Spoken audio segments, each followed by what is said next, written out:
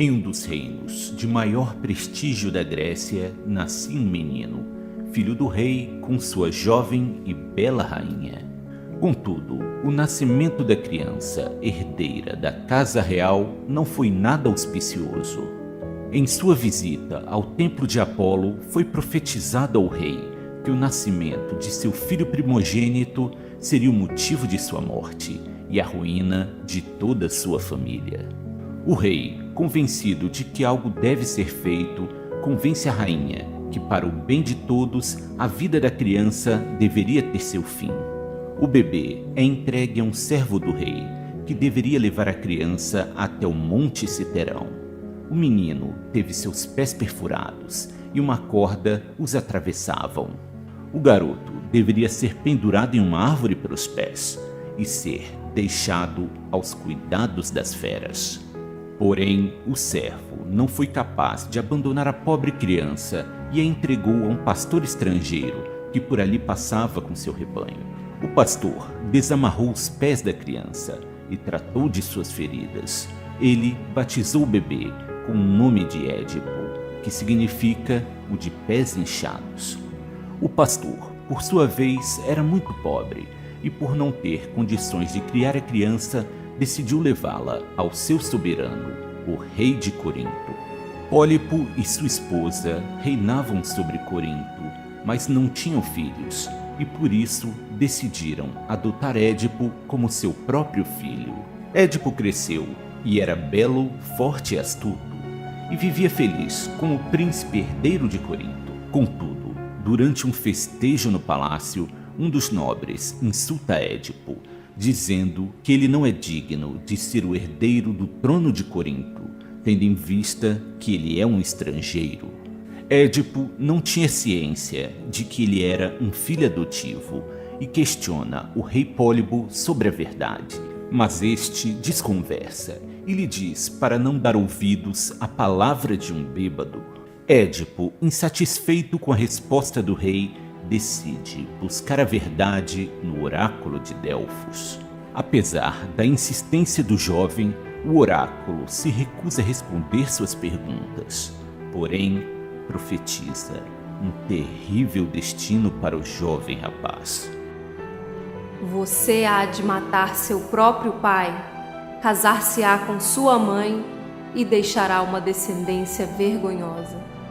Édipo fica desolado com tão nefasta profecia e decide abandonar Corinto para evitar que mate seu amado pai e tome sua mãe como esposa. O jovem vagou consternado pelas estradas da Grécia, até que em uma encruzilhada ele se deparou com o Senhor em uma biga acompanhado de seus servos.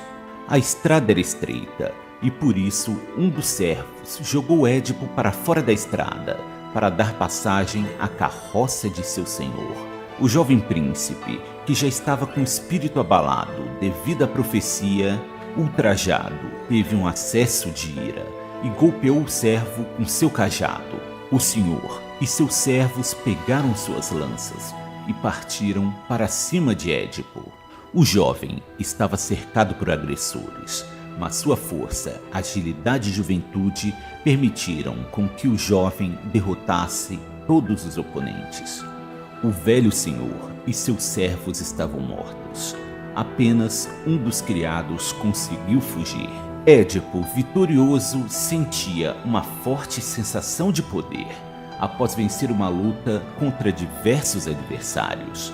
O príncipe de Corinto continuou a vagar pela Grécia, até que se deparou com a notícia de que um terrível monstro aterrorizava a região do reino de Tebas. Édipo, se sentindo empoderado após sua recente vitória, se dirige a Tebas para confrontar a temível esfinge e marcar seu nome no panteão dos heróis. Édipo, príncipe de Corinto, havia abandonado seu reino após ouvir do oráculo de Delfos a profecia na qual ele seria responsável pela morte de seu pai e que casaria com sua mãe. Por amor aos seus pais, ele se afastou de Corinto e passou a vagar errante pela Grécia. Em suas andanças, Édipo escuta rumores de que um monstro está assolando a cidade de Tebas. A criatura era conhecida pelo nome de Esfinge. Era um monstro alado, um misto de mulher com leão.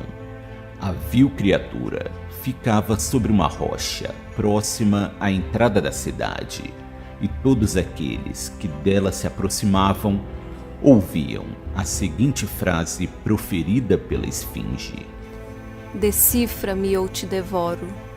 E logo após, a criatura apresentava um enigma àqueles que ousavam se aproximar. Todos que tentaram desvendar o enigma da Esfinge fracassaram e foram devorados. Creonte reinava interinamente sobre Tebas, que estava de luto devido à morte do rei Laio.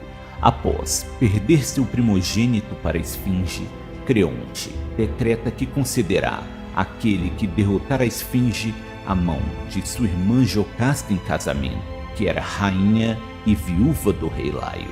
E assim este herói se tornaria rei de Tebas. Édipo decide aceitar tal desafio, pois não temia a morte, e caso morresse, pelo menos saberia que seus pais estariam a salvo de sua terrível profecia. Édipo fica frente a frente com a Esfinge. Esta se pronuncia: Decifra-me ou te devoro. De manhã tenho 4 pernas, ao meio-dia 2, e quando chega o crepúsculo tenho 3. Dentre todas as criaturas é a única a mudar o número de pernas. Mas quanto maior o número de pernas, menor sua rapidez e força. Édipo encarava a Esfinge enquanto refletia sua resposta. Esta já lambia os lábios, esperando por mais uma refeição. Então, o rapaz profere sua resposta. A resposta é o ser humano. No alvorecer de sua vida, ele engatinha sobre seus braços e pernas. No meio da vida, ele caminha sobre 2 pernas. Já no fim da vida, para caminhar, ele faz uso de uma bengala. A resolução do enigma cobriu a Esfinge de uma vergonha insuportável, e esta se jogou do alto de um precipício. A Esfinge estava morta. Tebas estava a salvo novamente. Creonte, como prometido, entregou a mão de sua irmã Jocasta ao herói, que com ela se casou. Édipo agora era rei de Tebas.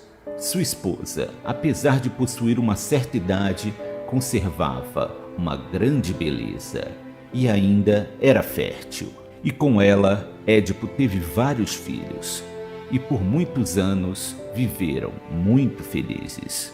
Mas nuvens negras passaram a cobrir a cidade de Tebas, um presságio de que algo terrível estava prestes a acontecer. Após derrotar a terrível Esfinge, como prêmio, Édipo recebeu a mão da rainha Jocasta em casamento e se tornou rei de Tebas. Com a rainha, Édipo teve 4 filhos, os meninos Eteócles e Polinices e as meninas Ismênia e Antígona. Muitos anos se passaram e Édipo, apesar de possuir alguns defeitos, era visto como um rei justo e bom.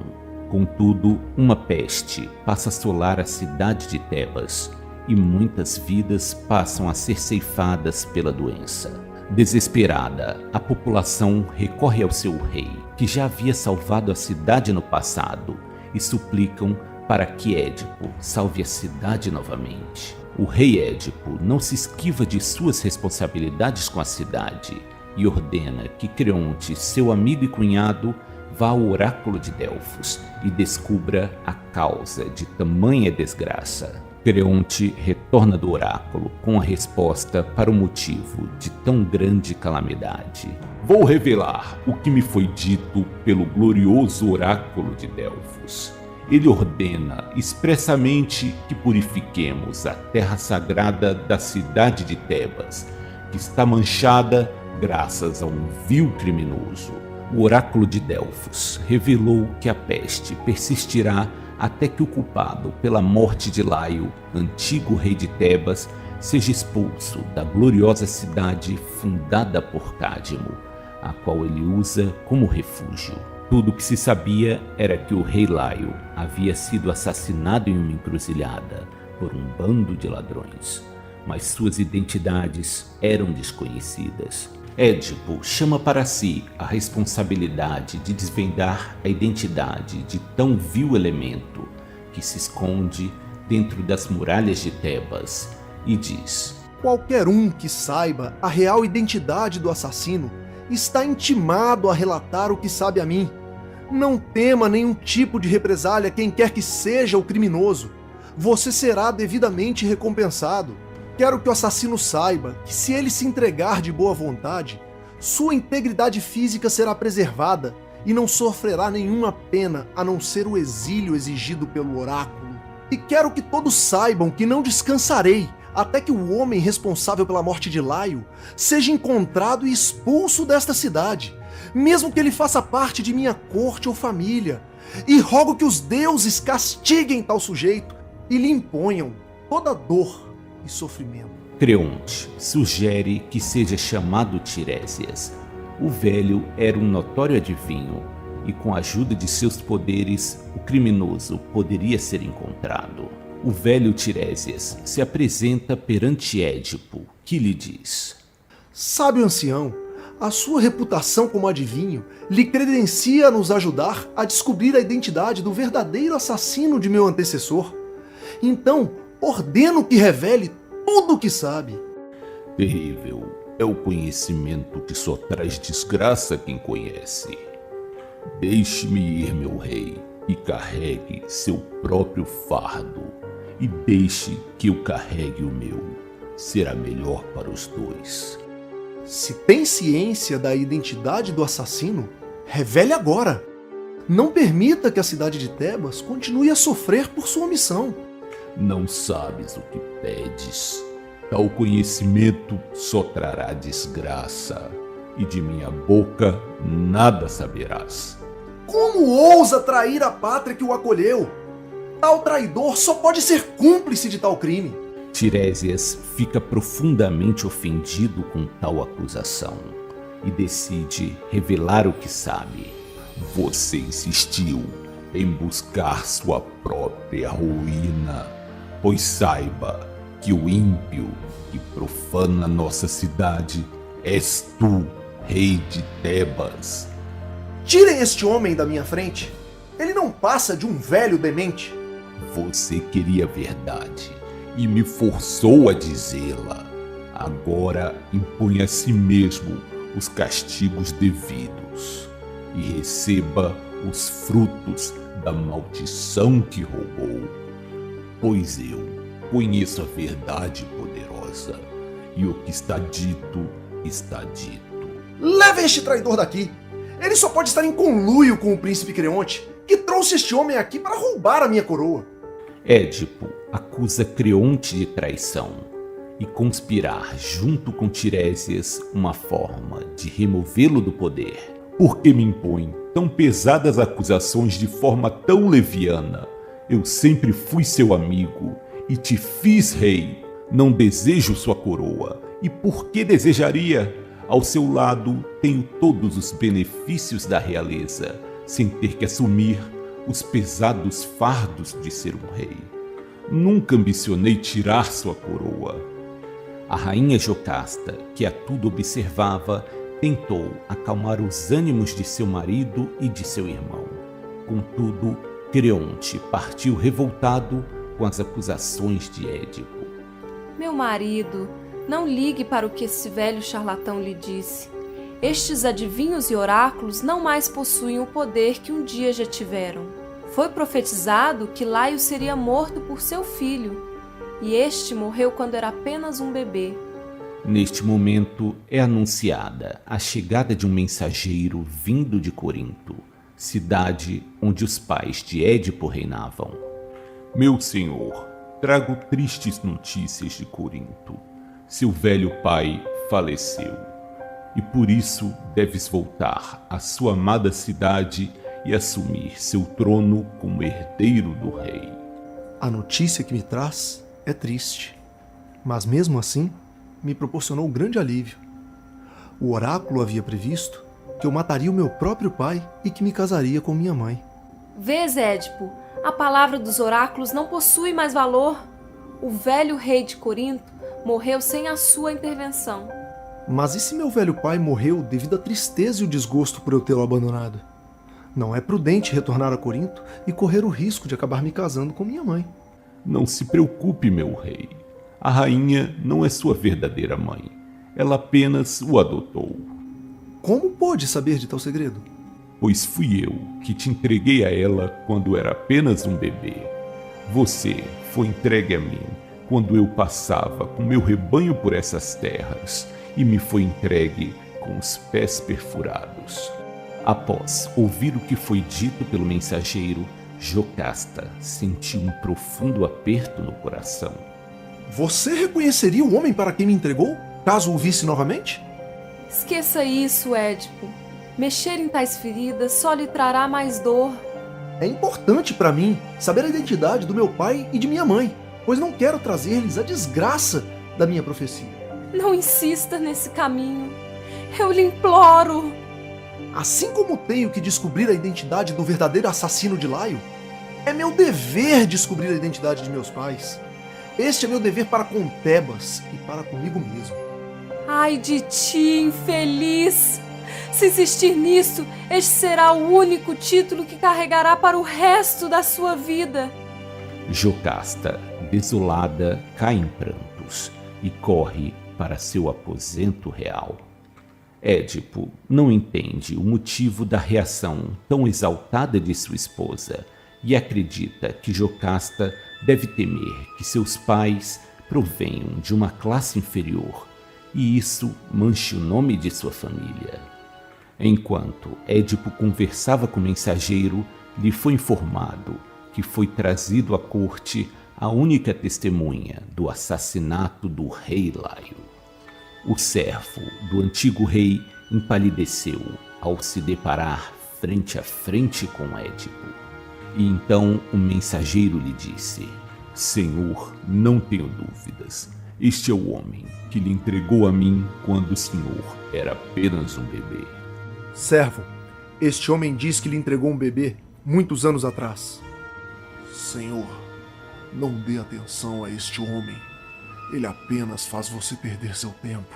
Lembras daquele garoto dos pés feridos? Agora ele está perante a ti como um rei. Por que não te calas, desgraçado? É verdade o que ele diz? Não sei do que este homem está falando. Você falará a verdade por bem ou por mal. Amarre-no no tronco. Por favor, não faça mal a um velho. Maldito dia que poupei sua vida. Melhor seria se estivesse morto. Quem lhe entregou a criança? Quem era seu pai? Meu soberano, eu lhe imploro, não me pergunte mais nada. Se tiver que repetir tal pergunta, você será um homem morto. Sob tal ameaça, me dobrarei à sua vontade. Doerá muito dizer isso, mas a sua dor ao escutar será ainda mais terrível. Diga logo e ponha um fim nessa história.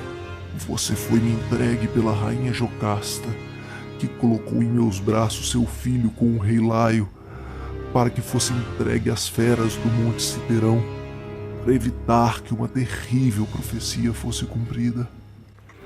Neste momento de revelação, fez-se a luz sobre toda a escuridão que deixava cego o pobre Édipo.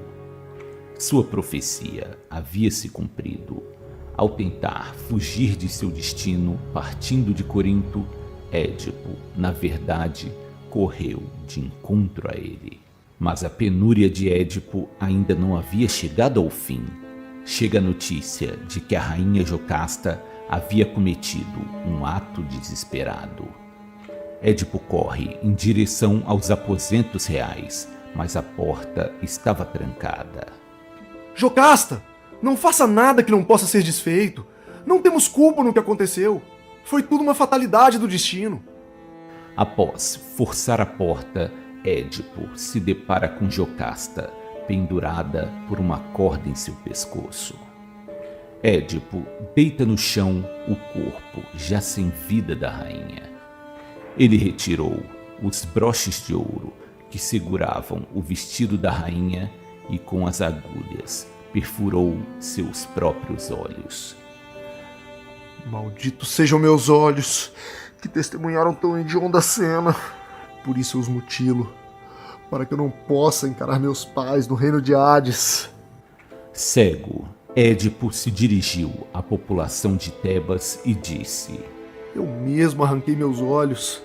O que posso eu amar ou contemplar nesta vida? Levai-me para o exílio, para longe de Tebas. Sou um maldito, a criatura mais odiada pelos deuses dentre os mortais. Édipo transferiu sua coroa real para seu cunhado Creonte, que cuidará do reino até seus filhos alcançarem a idade para reinar. A Édipo foi entregue o cajado dos desvalidos, e o desgraçado rei foi conduzido por seus próprios filhos até os portões da cidade. Sua filha mais amada, Antígona, estendeu-lhe o braço e decidiu acompanhar seu pobre pai no exílio. Para Édipo, a presença de sua filha ao seu lado só poderia significar que os deuses finalmente se apiedaram do homem tão cruelmente perseguido desde o início de sua vida.